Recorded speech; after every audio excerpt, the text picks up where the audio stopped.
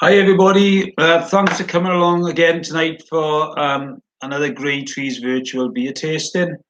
I hope you're all doing well. Obviously 2 weeks ago we last spoke. So we got three different styles of beer again tonight for you.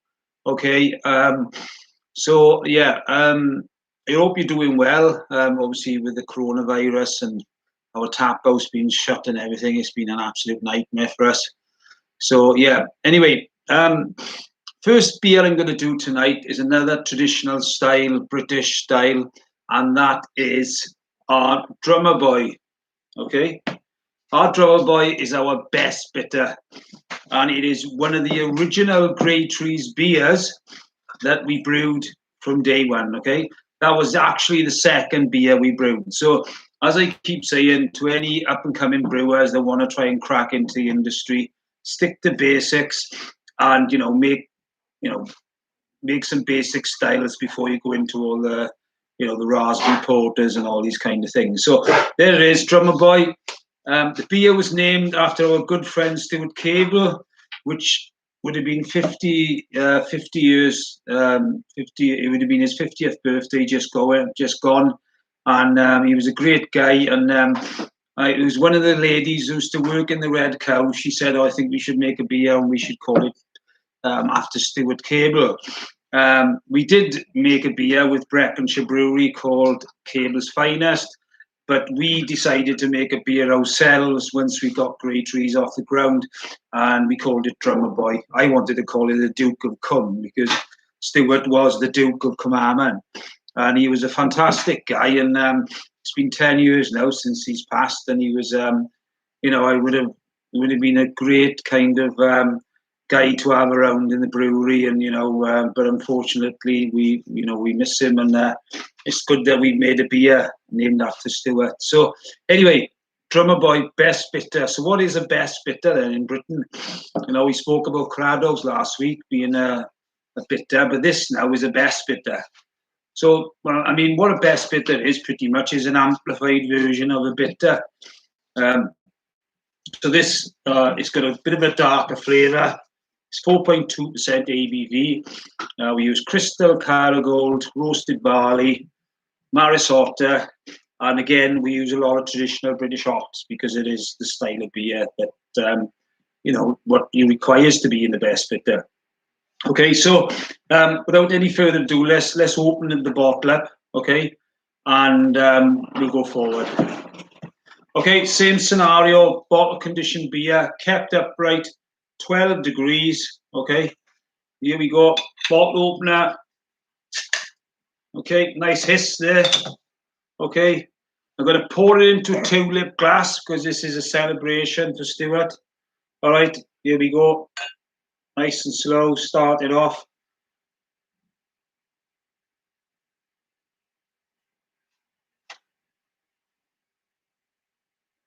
Yeah, plenty of condition in this beer, as you can see. I'll pour it all the way up. I'm going to try and leave yeast in the neck of the bottle.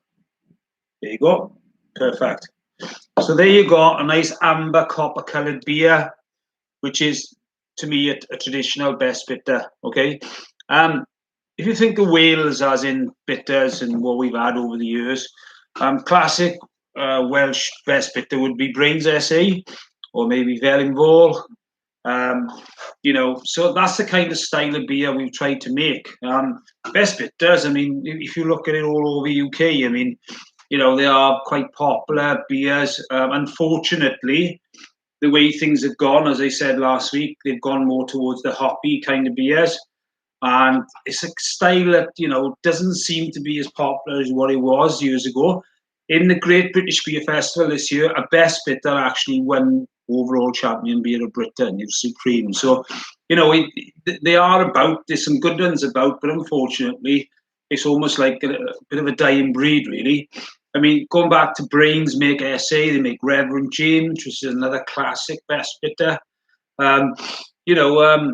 There's so many good ones about, but unfortunately, we are fighting against, the modern style beers. So anyway, I'm just going to have a little, as you can see, it's perfectly bright and clear.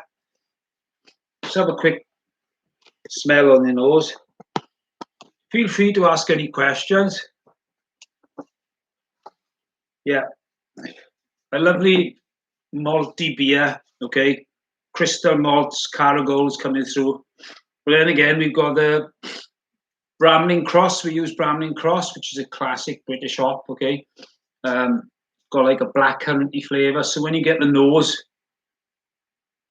first thing you'll pick up on is that black curranty flavour.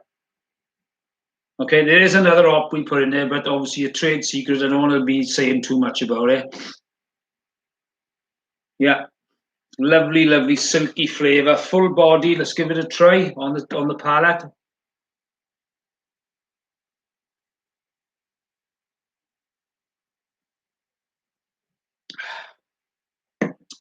Nice dry bitter finish, as you expect for a bitter or best bitter. Yeah, just it's out of all the beers we've brewed, okay, this has been something. The style of beer we've really gone to work on. Right, we've changed it, not so much changed it, but we've developed it. We've tried and tried and tried. Originally, when we first brewed Drummer Boy, it had a darker flavour because Stuart was a big fan of Hobgoblin. And we wanted to make a beer like Hobgoblin, but obviously the colour of this is nowhere near as dark as Hobgoblin. So over the years, it's changed slightly. It's become a lighter beer, and it's had more hops infused into it, okay? Excuse me. There you go. There's a fair bit of carbonation in this beer as well, as you can see. Probably at least 2 volumes of CO2 in there, which is lifting the flavour. Yeah, so I mean, Drummer Boy, it's a bog standard best bitter for us. Unfortunately, it's one of them beers that's always got to the Welsh finals, but never come up with the goods, unfortunately. And probably one of the reasons why that is because Tiny Rebel Cwtch, even it being a Welsh red ale, okay, is still classed as the best bitter. And I think Cwtch in the day when they first brewed it was a fantastic beer. And it wasn't more like a traditional best bitter like we've produced here. It was a Welsh red, and it had all these different flavour hops in it, and it was a fantastic. It's overall champion beer of Britain, fantastic.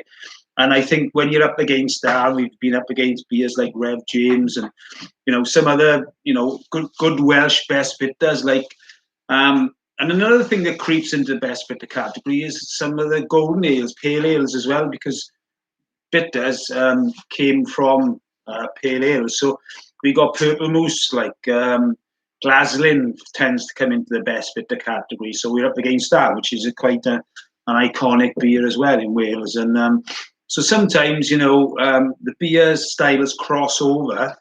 And, people say, oh, camera, you should be doing this, you should be doing that to change the different styles. But at the end of the day, there's only so many things they can do. And unfortunately, when you got beers like Cwtch up against a traditional best bitter like that, it's very difficult for us to win things. But as I keep saying, our beers are bang on. This is nothing but the best bitter, and that's the way I want it to be. So let's have a little smell. Yeah, lovely Caragol crystal flavour coming off it. A little bit of roasted barley, slight burn flavour.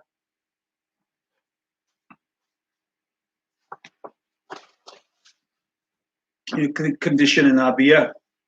Lots of body for a 4.2% ABV. Bottle conditioned beer. Look at the head on that. So I mean, we've gone around in circles with our Drummer Boy, trying to make it something that we're constantly trying to push ourselves to make this beer something. At the end of the day, it is a best bitter. And sometimes there's only so much you can achieve with Crystal Caragol, roasted barley, Maris Otter malts, and then British, Bramling Cross and Fuggles as well, which is another hop we use in Drummer Boy. So that is pretty much it on Drummer. Does anybody want to ask any questions? Somebody's just come in now and asked the difference between a stout and a porter. Well, that's something we did last week. And to be honest, the modern styles of beer, there's not a lot of difference between a stout and a porter anymore. Stouts and porters many years ago were obviously porters were produced. Jesus, sorry about this. There's a lot of, even though it's a bottle condition, seems to be a lot of carbonation in it. Porters and stouts are traditionally from London, um, same origin kind of thing. Porters were sour beers mixed with fresh beers, and obviously in this day and age, you can't actually make porters anymore like they would have been because probably mixing sour beer and fresh beer doesn't work quite well. But that's what it was years ago. And stouts, obviously, again, like a nice black beer.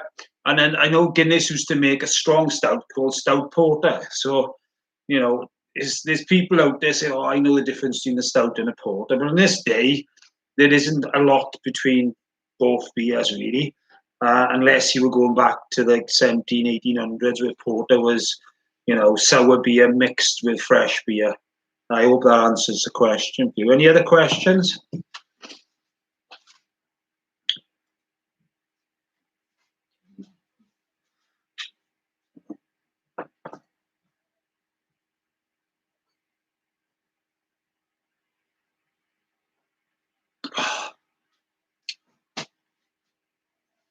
Okay then.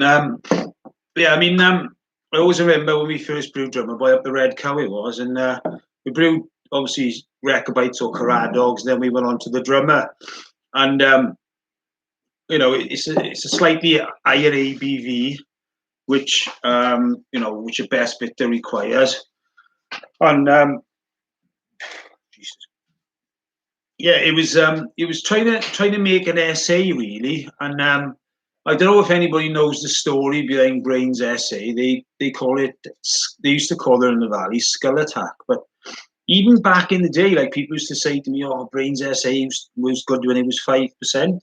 Brain's essay was never ever 5% ABV, and it was a valley thing because cask beer wasn't being sold in the valleys. We had the Albrights and the Welsh best bitters and all this kind of stuff.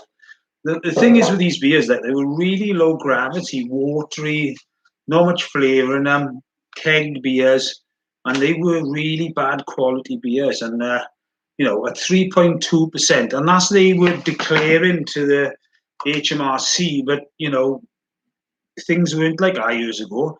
That beer could have been 3%. I mean, going to the pub drinking 3% beer. So what happened to the boys in the valleys? They were all drinking Albright, and they jump on, the bus to Cardiff, and then they would drink Brains SA. And Brains SA, even in its heyday, was like 4.3, 4.2, 4.3. And they would drink this SA, and they, because if they drink Albright in them days, they would drink 25 pints of Albright, 30 pints in a session, and they wouldn't like.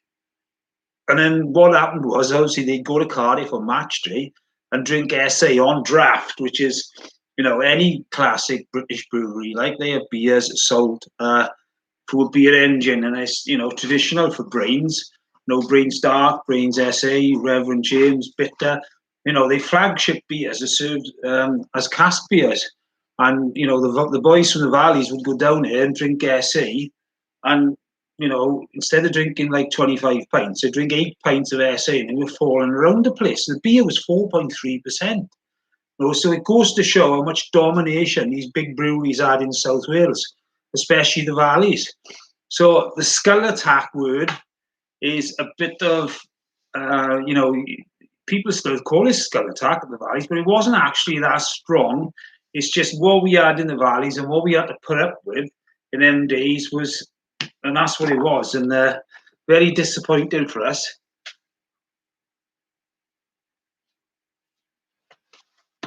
Sorry, I didn't know that. Sorry, Coffee. Sorry. Yeah, so just have another taste of this. You see, bags of condition, lovely amber colour, what you expect in a best bitter.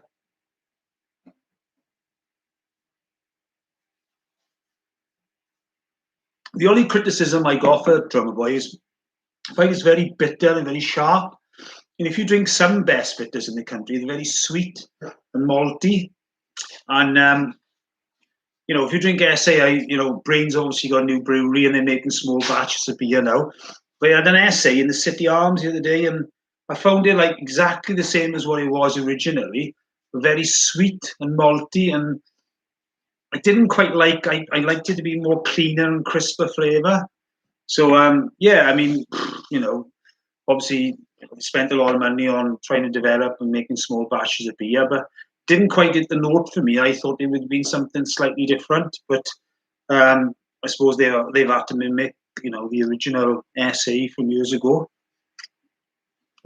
So anyway, that's the Drummer Boy. Any questions? Just like to make a toast for the Duke of Carmarthen, Stuart Cable, Yachi Da.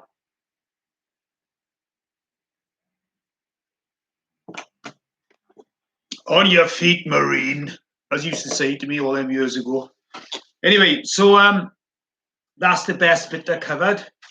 Okay, so if you've got any cream crackers now, or any questions you want to ask, grab yourself a nice clean glass of water.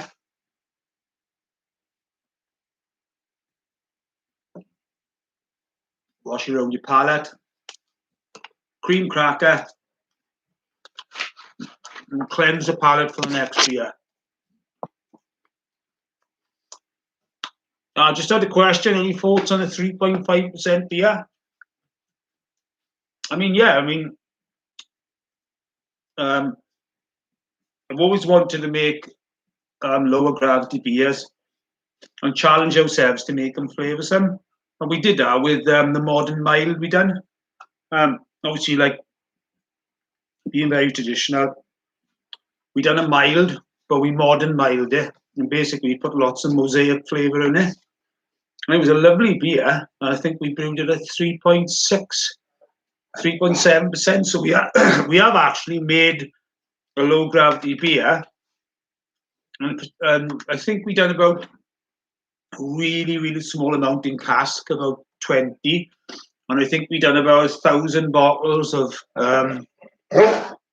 modern mild. So we have actually made low gravity beers, So going forward, if anybody said to me, would you make a style of beer of that gravity? Yes, there's no limit what we can do really, and the more feedback we get, the better it is for us. So yeah, going forward, I think making a 3.2% beer or 3.6 or 3.4. I always remember Celtic Experience from Caerphilly. They made a 3.3% beer, and it was called the 10. And the amount of flavour it had in it was incredible, absolutely incredible. So and if you look at like some of the big breweries, like for instance, Brewdog make the Dead Pony Club. That's a quite low AB, it's a 3.8. So the challenges for breweries sometimes is to make a low gravity beer with loads of flavour and a very sessionable beer as well, but not to the level of what we used to experience about 30 years ago.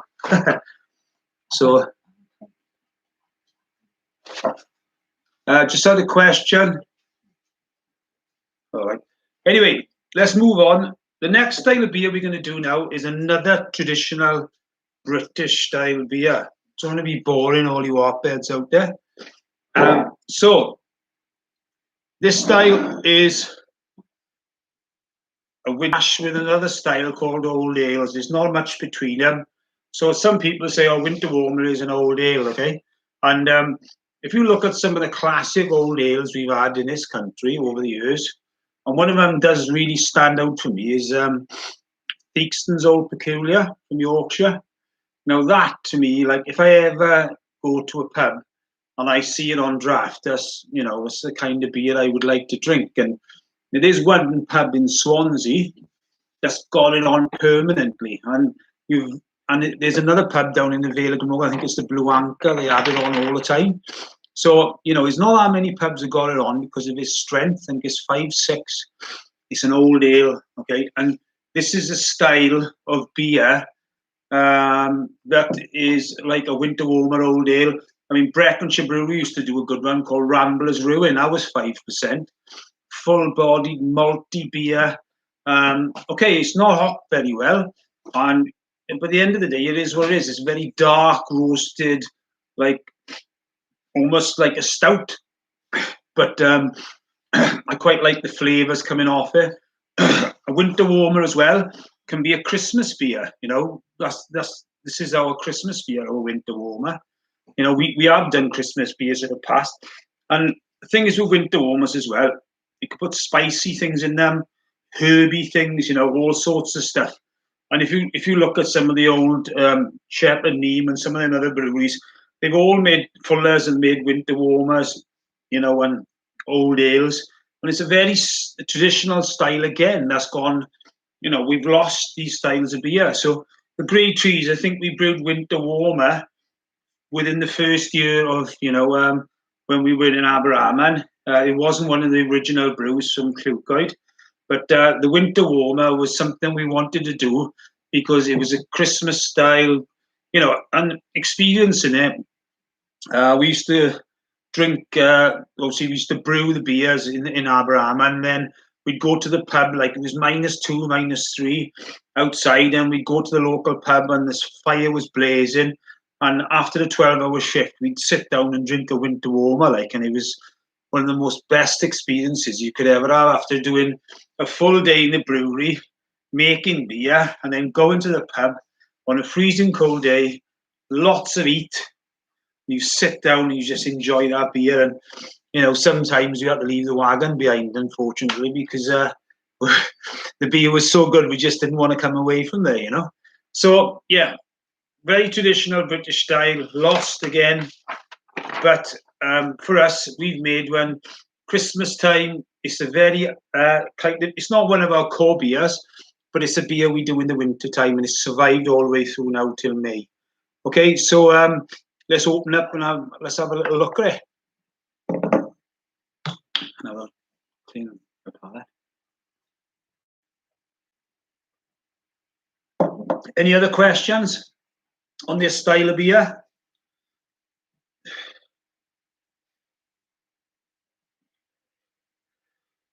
Okay, so let's open up.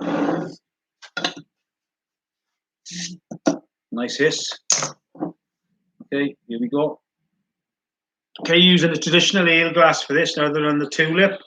Okay, I'm just going to pour that in.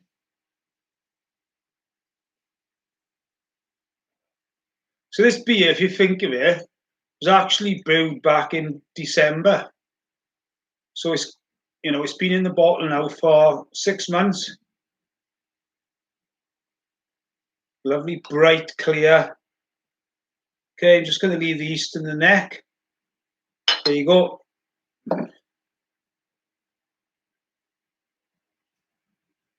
So as you can see, lovely, bright beer.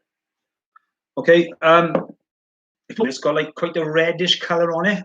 Traditional British malts. A lot of the red ales you get around today with foreign malts from Germany and Holland and all sorts of stuff.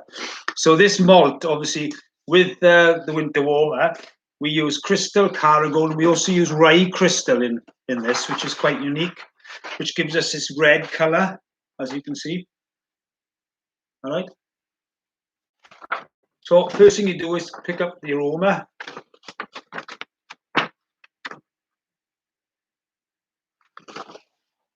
Just had a message off Steve. It's his first winter warmer. I know you're a big hop man, Steve, and you're a big IPA man, but you know, this is a classic style of British beer. And it's good that you can taste all the styles because you know where you are when you walk into a pub sometimes. And, you know, as a brewer, if you can look at it from the way I look at things is I got to be able to drink all styles. And unfortunately, some people out there just want to drink pale ales or IPAs, or some people only drink stouts. So, you know, it broadens your horizon when you drink all these different styles and know what, especially when you know what they are as well. So anyway, let's have a little smell of this. Yeah, I'm picking up all the roasted malts, the black malt, again the crystal flavors coming through. So it's a very malty-based beer, which it's supposed to be as a winter warmer, as an old ale. All right, full-bodied. I haven't even tasted it yet, but I know it's going to be a full-bodied beer. Now, have a quick taste.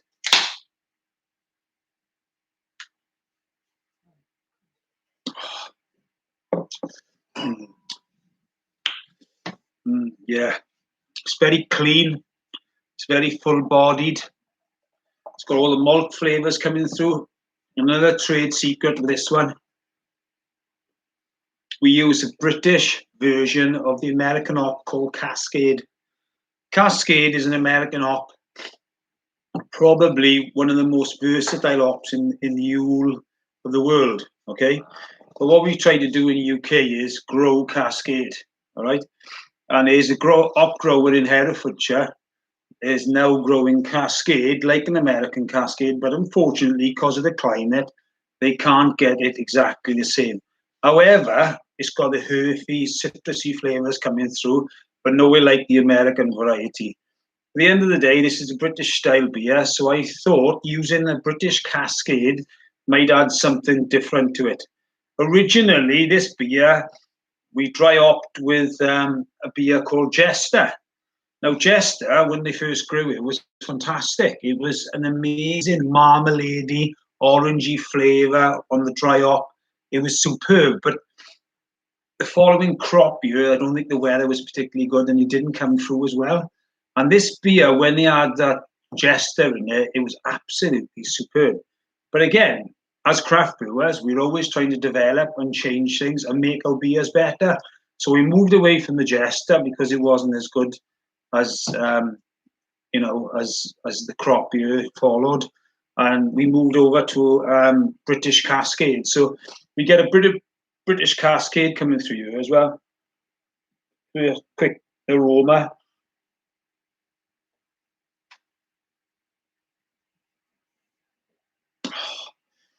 There's a great balance in this beer as well between hops and malt. The malt tends to take over a bit more. Normally with our beers, hops tilt more towards the malt, over the malt, but this beer is really well balanced. It's probably a little bit more maltier than there is hoppier.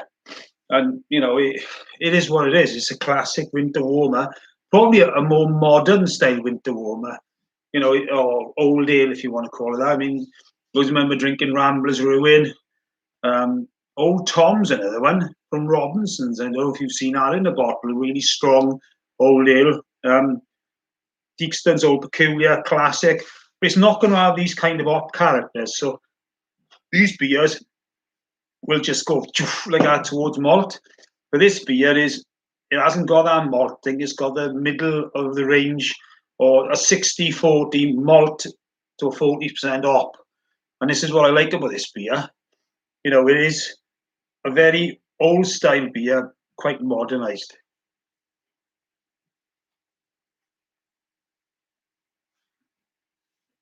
And again, it's a bottle conditioned beer. Bags of condition in it. It hasn't been force filtered, hasn't been sterile filtered, hasn't had any artificial CO2. It's all natural. Bottle conditioning. Small bottle, small glass. So again, it's whacking in the 5.2.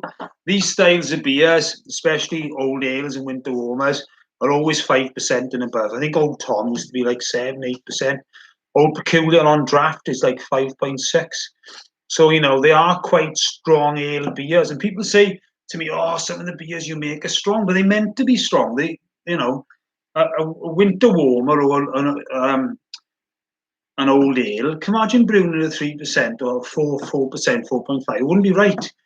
These styles of beer are meant to be brewed at the level as they brewed at ABVs, they're meant to be, because if they are watery and thin, if you're making a malty beer, you don't want to be watery and thin. You want it to have full bodiness, and that's what the style, needs to be. All right.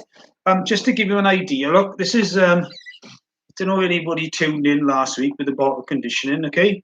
Obviously, there's the bright beer, and it is crystal clear, as you can see. Loads of bubbles. All right, and there's the yeast. Okay,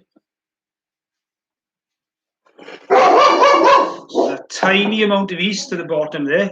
You compare that to that glass, there's no comparison. There is about 20 ml of yeast to the bottom there. So another example of a classic bottle conditioned beer. I think Fuller's do another one called, I think it's when they originally opened, and that is a bottle conditioned beer you can buy on the shelf.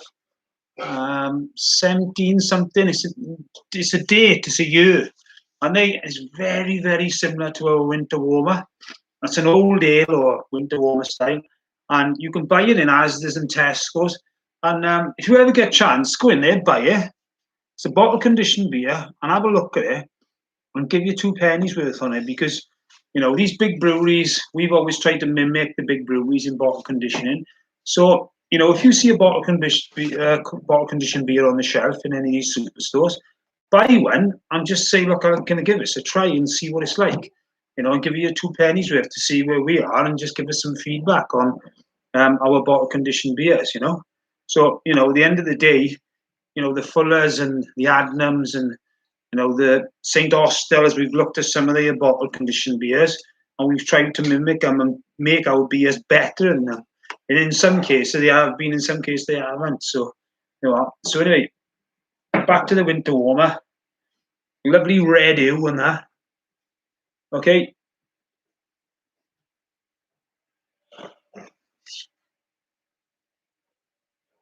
The only thing missing on this beer is the temperature outside. Unfortunately, well, it's the kind of beer you want to be drinking in the winter, but being a kind of guy who likes drinking beer from all around you, all year to year, stouts and porters in the summer, winter warmers in the summer, it doesn't affect me, but I don't think you get the full appreciation of what it is when the temperature outside is like 12, 14 degrees. All right, Bob, there's our little boy, Bobby. Right, get down. So anyway, that's the winter warmer. Any questions? Winter warmer, old ales, barley wines. Anybody know what a barley wine is? They're quite similar beers.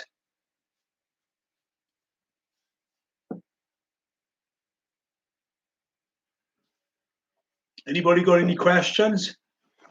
See, you got bags of condition in our beer.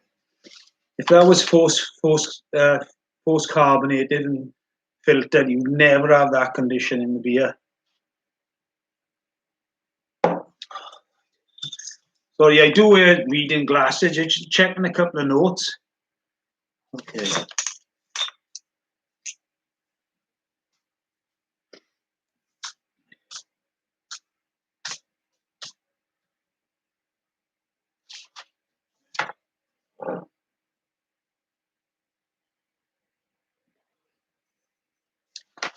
I'm taking this beer out of the fridge. It's starting to have lots of more malty flavors coming through now.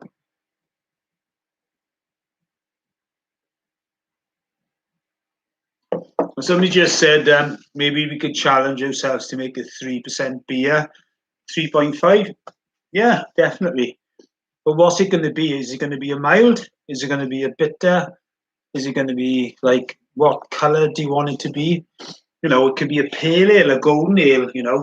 As I said earlier, one of the best golden beers I ever drunk was a beer from Celtic Experience called Latin, and the hop flavor, the hops in it, the flavor, it was exceptional for such a low gravity beer. So yeah, I think now you said it, I think maybe we should make a low gravity beer.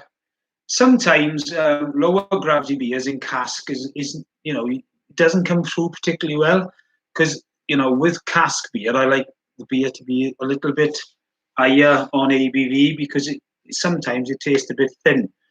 And obviously the big breweries and people who keg beers and carbonate them, we do that as well, but what is it, the bodiness of the beers is with CO2, and some of them are nitrogenated as well, like the Worthington Cream Flows of the world, so you can hide the thinness of the beer. through nitrogen. But if you're a good beer taster, you'll pick up on it straight away. So maybe we could do a 3% beer or 3.5% beer and put it into bottle condition, which should be a bit better then because it's natural CO2 in it. So yeah, definitely something we can look at doing. So thanks for that feedback. Any other questions?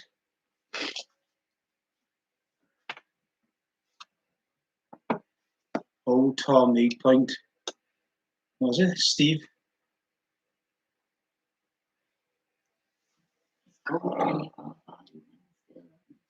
Yeah, I think it is gold label barley wine. You can still get it. So a barley wine basically is a beer that's brewed at a high level. So it's made with barley instead of grapes. So a barley wine is a strong beer. Okay, a barley wine, classic example, was the one they had from up mid Wales. It's won the Welsh beer championships going back 5, 6, 10 years ago. It was called Eye as a Kite, and it was brewed from the Heart of Wales Brewery. And that was a barley wine. So basically, you've got a malty beer. A malty beer, okay, brewed at 10%. And so, it's made with malted barley, not wine. So it's called, a barley wine. So that's all a barley wine is, really. Is it important not to actually understand? How important is it not to add that? Oh yeah, question just come through. How important it is not to add it? It's purely for clarity reasons, okay? Because that's your clear beer, that's your cloudy beer, all right?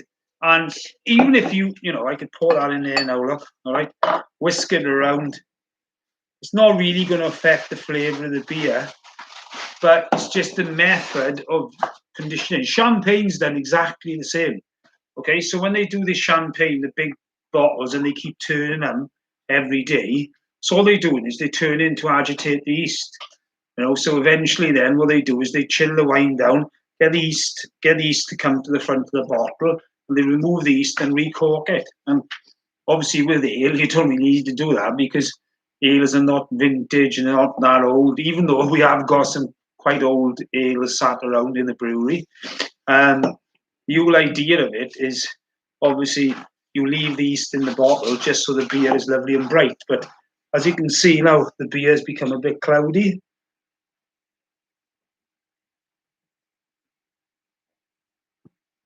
It's a slight change of flavour.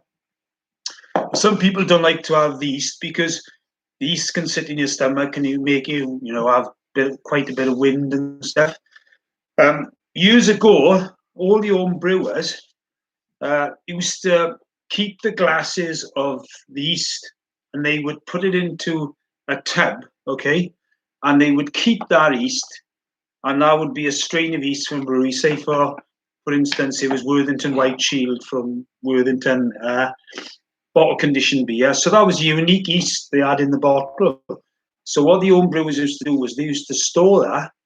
If, say, for instance, they had 4 or 5 bottles of Worthington White Shield, so they collect that little bit of yeast, and then what they would do is keep it in the fridge, sterile, and reuse the yeast then as somebody else's strain. So it's cheating, really, using somebody else's strain. But that yeast can stay alive. Obviously, you need to keep it fresh in the fridge at a certain temperature, and then you need to make sure it's sterile, and you can warm it back up and you can use it again. So, yeah, ideally, to make your beer clear and bright, you pour the yeast down the drain. But if you're a home brewer, you can keep, there's your regulatory strain of yeast. I shouldn't be telling you all these home brewers this, but give it a run, see how we get on with it. Anyway, so that's the winter warmer. Any more questions on it? Very traditional style, great beer. If you look at Teakston's Old Peculiar, Old Tom from Robinson's, what's the other one they used to bloody do? Fuller's 1761. That's the one I was talking about, yeah. So, yeah, I challenge you to go out there and try some of these winter warmers, bottle condition. So anyway, as you can see, right to the end, look at that. Proper bottle conditioned beer.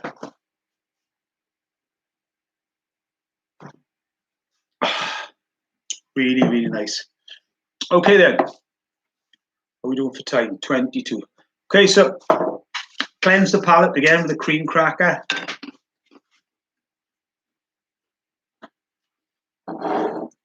Bit of water.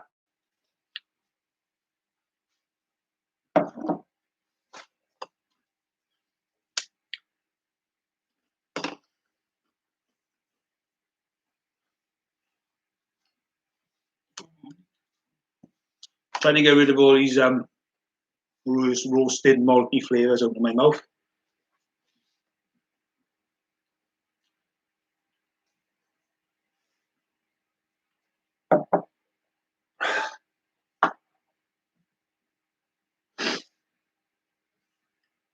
Okay, so just got a question coming through here.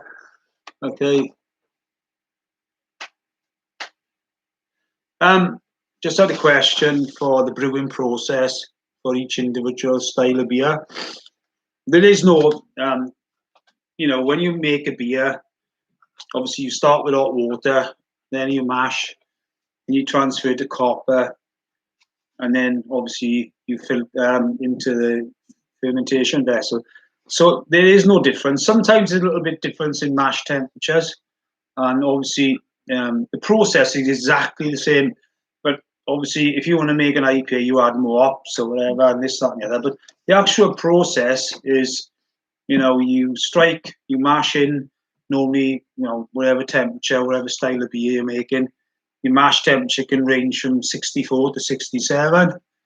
Okay. Your sparge temperature is normally about 76, so you sparge them off, run it off, and you're always going to boil it 100 degrees because you can't boil it any higher than that.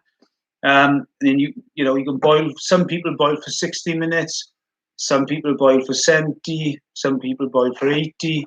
With us, we boil for 60 minutes. Okay, hops can be added in the boil time, and then obviously the transfer then from the copper to the fermentation vessel has to be lower. The temperature has to be lower to about 21, 22 degrees, and the yeast is pitched, and that's it. So that's the actual brewing process. But there's things you can add to the process, like the dry hopping procedures. Late hops can be added at different temperatures and stuff. But pretty much, from start to finish, process is pretty much exactly the same for all beers. I mean, a lager is slightly fermented at a lower temperature. So when you would transfer a British ale or British beer into a fermenter at 20 degrees, a lager would have to go in at about 12 degrees. So then you'll ferment at a lower temperature and use a different style of yeast, If you make a German Weissen, you might use a different yeast.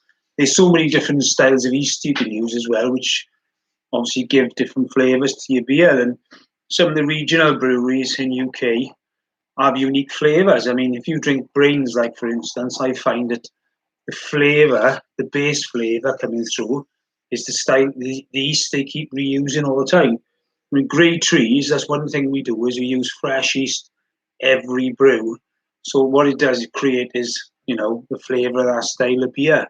But with Brains or some of the other breweries like Shepherd Neame, I can tell Shepherd Neame, if you put me on an edge stand and I drank that beer, I would know straight away this is Shepherd Neame beer. They stand out, so these strains stand out so, quite well, because of they've regenerated the yeast all the time.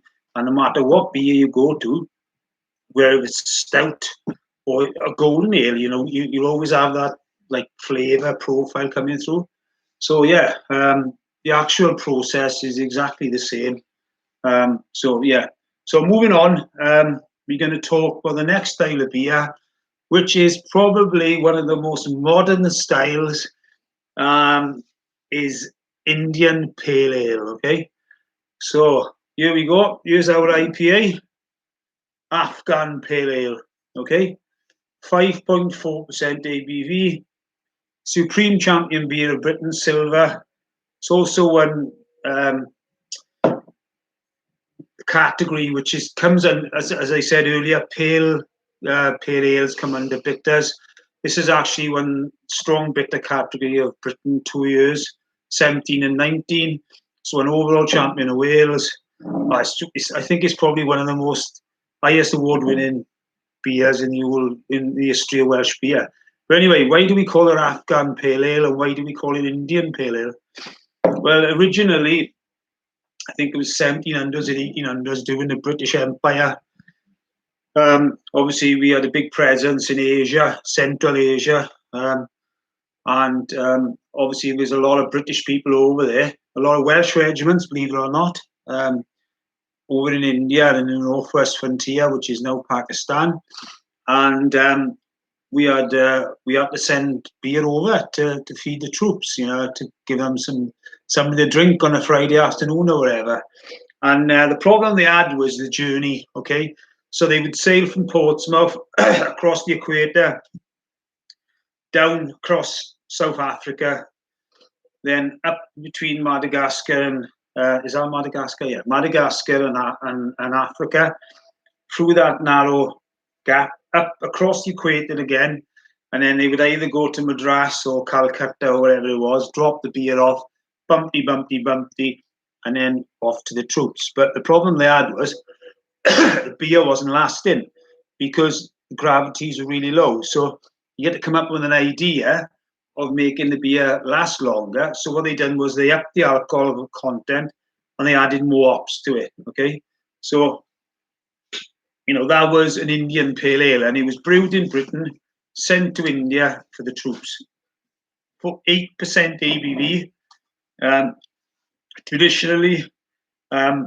So yeah, I mean, it was quite an iconic beer to think that it was only made to go to India, and then all of a sudden, all over the world now, everybody's making IPAs. So it's quite an iconic beer if you think of it, being proud British style beer, how it's developed. But if you look at IPAs now, you've got this New England IPA, Black IPA, West Coast IPA, bloody all sorts of things coming out of IPA.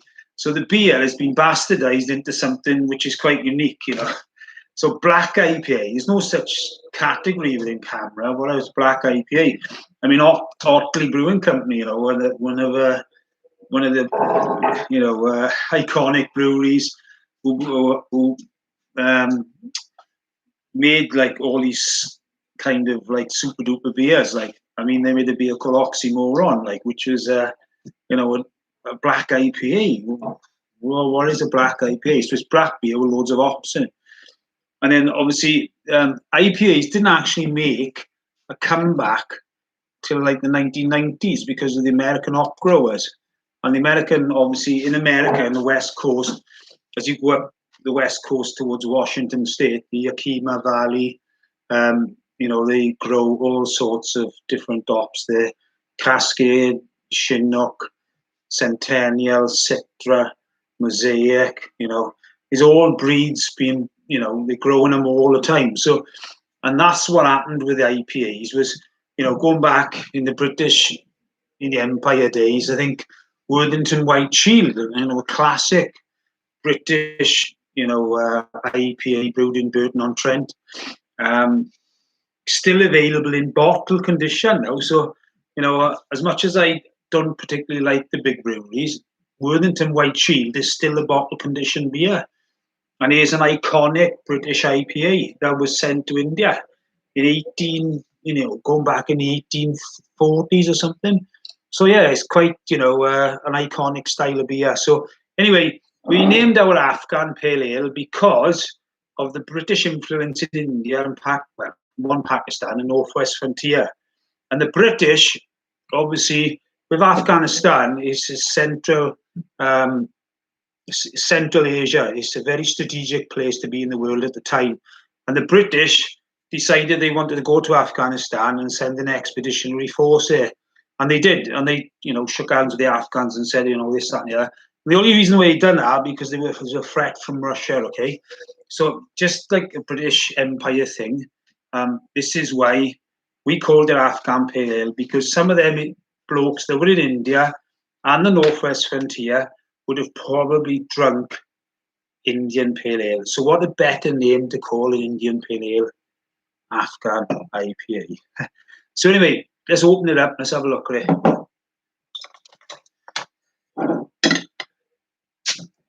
Plenty of fizz.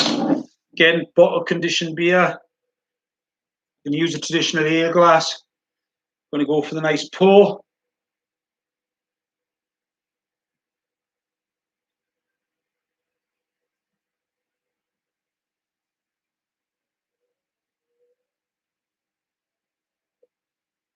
Yeast to the bottom. There we go. Lovely bright beer.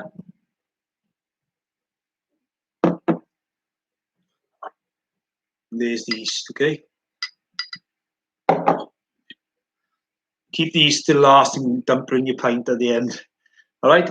So anyway, so we've been talking about Indian pale ales now, okay? And obviously they've grown, they've become massive now in America. In the 90s, obviously they come back. And in this country, I think what drove, the craft brewing revolution in this country over like 15 years ago was what happened in America, because they were growing all these flavoursome hops. And then obviously making like Sierra Nevada Pale Ale, probably one of the classic beers that was brewed back in days, really set the standards. And I think a lot of the British brewers then got wind of what was happening in America. And then 5 or 6 years later, obviously the craft brewing revolution rose in this country.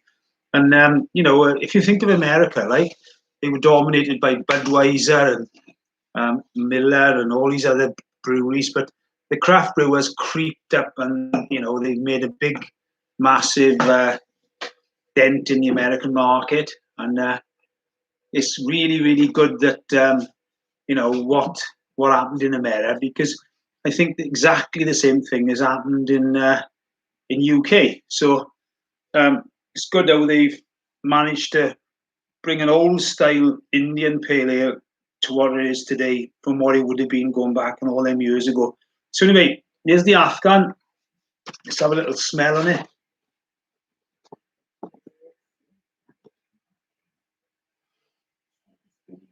Thank you, Mark Davis. So the first thing I pick up on with the Afghan is it's got lots of floral flavour. Trade secret, we use another hop from America called Centennial, okay? Citra, okay, was a hop. Cascade was a hop I mentioned earlier. Centennial is Super Cascade, so it's another breeding program to make another hop.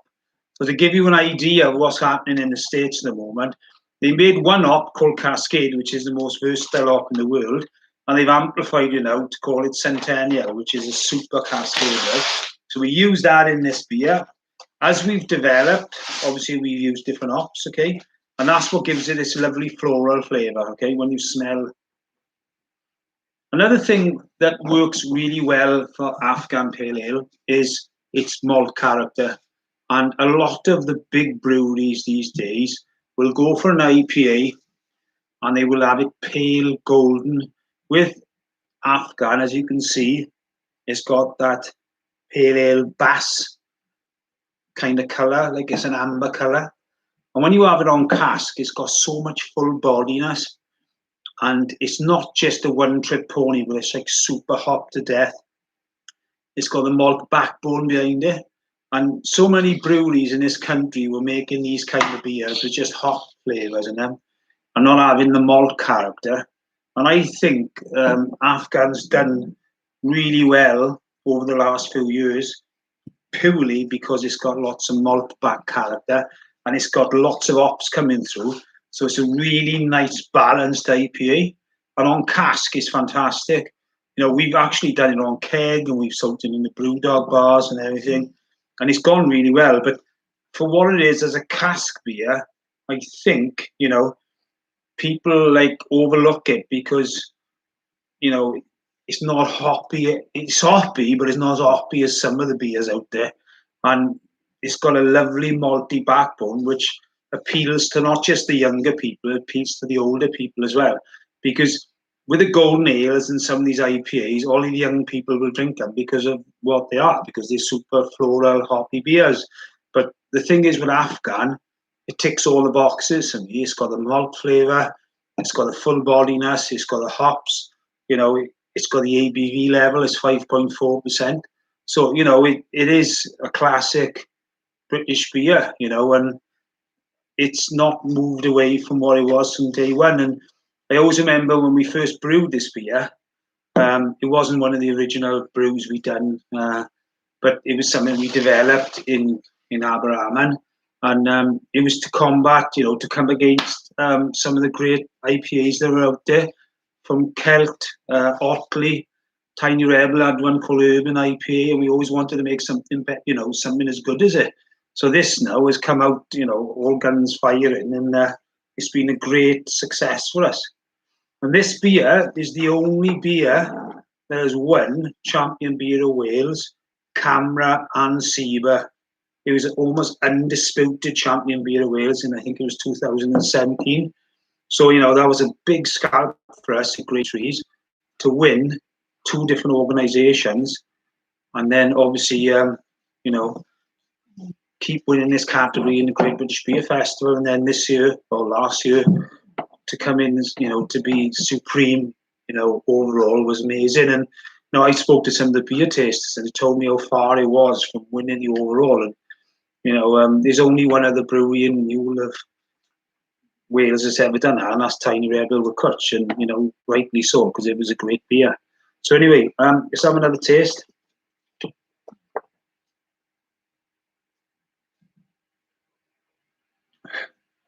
Cheers, Roma.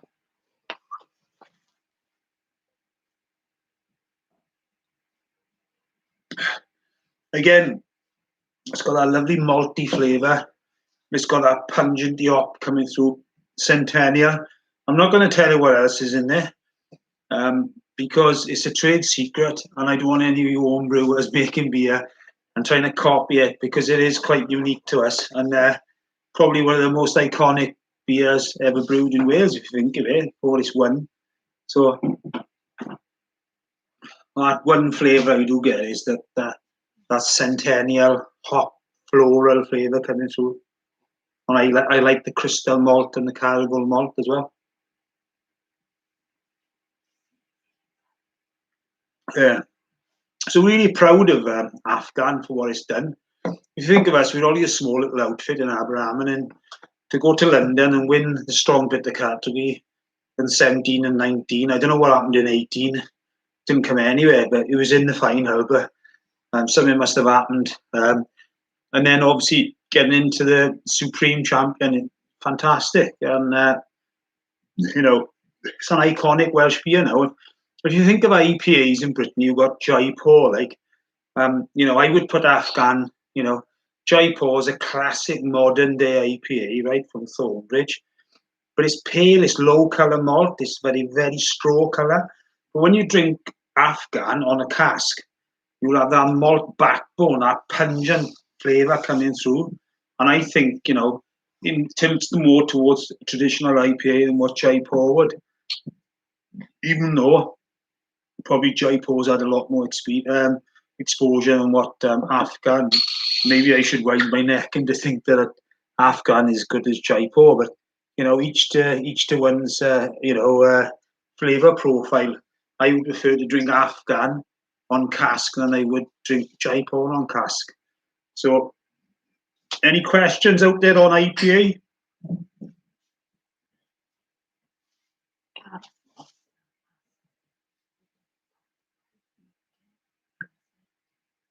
Oh, Gareth Rosser just asked a question about Dr. Bryden's.